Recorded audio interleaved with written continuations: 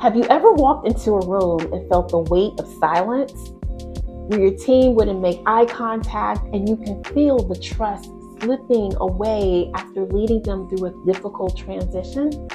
According to Harvard Business Review, 70% of employees feel less trust in their leaders during times of change.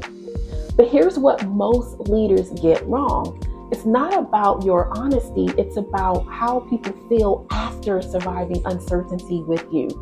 I've spent years helping federal executives and Fortune 500 leaders rebuild trust after tough transition, and I've discovered something surprising. The old playbook of time heals all wounds isn't just ineffective, it's actually damaging your leadership. Today, I'm going to share my proven ADPE framework that's helped hundreds of leaders transform skeptical teams back into high-performing units. But before I dive in, let me share a quick story. Last month, I worked with a federal agency leader who had just overseen a major reorganization. Half his team wouldn't speak up in meetings anymore. Engagement scores plummeted, and he was starting to question if he could ever rebuild what was lost. Using the framework I'm about to share with you, within 90 days, his team's trust and engagement scores increased by 50%. The best part is, this framework works whether you're dealing with broken trust, bruised trust, or just unspoken tension. In this video, I'll walk you through why trust really breaks down during change. It's not what you think either. The exact steps to assess your current trust temperature, a proven framework to rebuild trust systemically, and the critical mistake that will sabotage your efforts. But first, we need to understand why traditional approaches to rebuilding trust after transitions often fail. Let me share something that might surprise you. In my work with hundreds of leaders, I've discovered that trust rarely breaks down because of the actual changes themselves. Even necessary changes like layoffs, reorganizations, the real culprit isn't what happens in the shadows of uncertainty. Think about the last time you felt trust eroding in a situation. What was the decision itself that bothered you, or was it the feeling of powerlessness?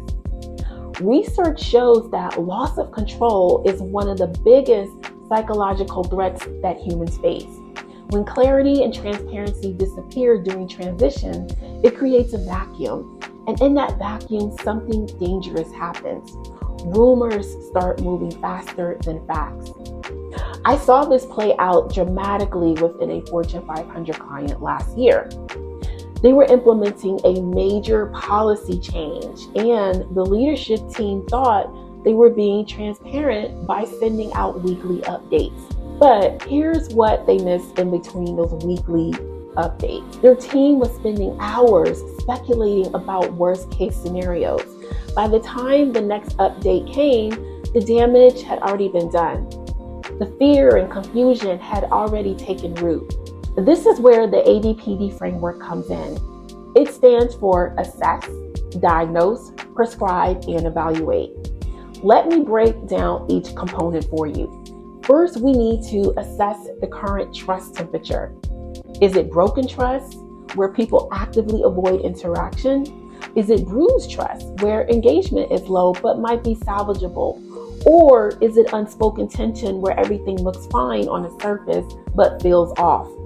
According to Gallup research, organizations that maintain open lines of communication during transition see a 50% increase in trust levels. The diagnose phase is critical. This is where we identify specific actions or events that damage the trust. Maybe it was a communication breakdown during the transition, or perhaps it was the way certain decisions were implemented. The key here is to be brutally honest about where communication fell short. Next, the prescribe phase is where we create and implement specific solutions based on our diagnosis.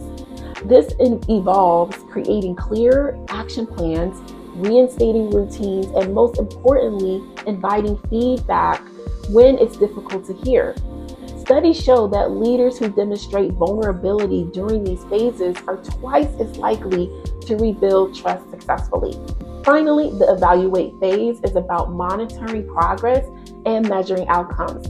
Are people making eye contact again? Is there participation in meetings? Are team members showing vulnerability?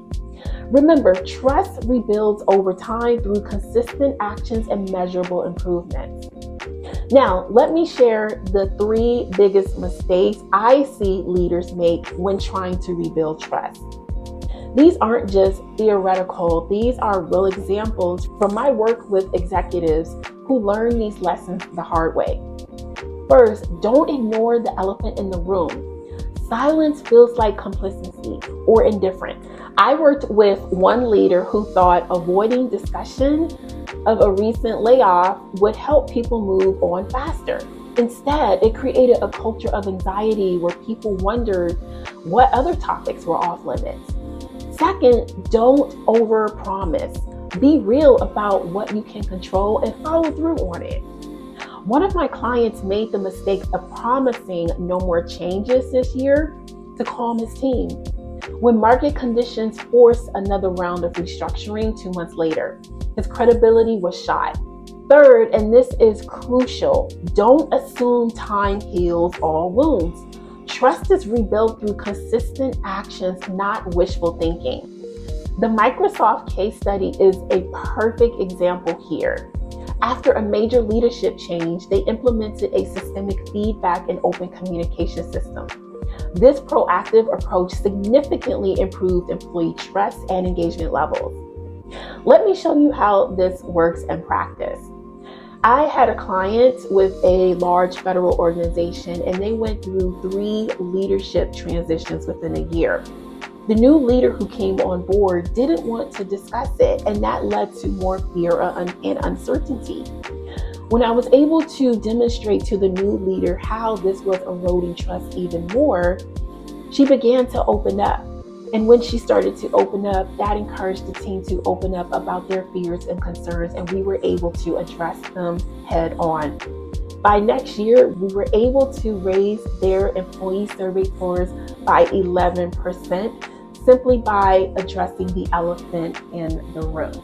So there you have it, the ADPE Framework for rebuilding trust after tough transition. Remember, it's not about how quickly you can move past a change, but how effectively you can acknowledge and address the impact it had on your team. Let's recap the key points. Trust breaks down when uncertainty creates a vacuum for fear and rumors. The ADPE framework provides a systemic approach to rebuilding trust and avoid the critical mistakes of silence, overpromising, and passive waiting. But here's the thing, rebuilding trust isn't just about following a framework, it's about showing up consistently and being vulnerable when needed most, and demonstrating through actions that you're committed to your team's success.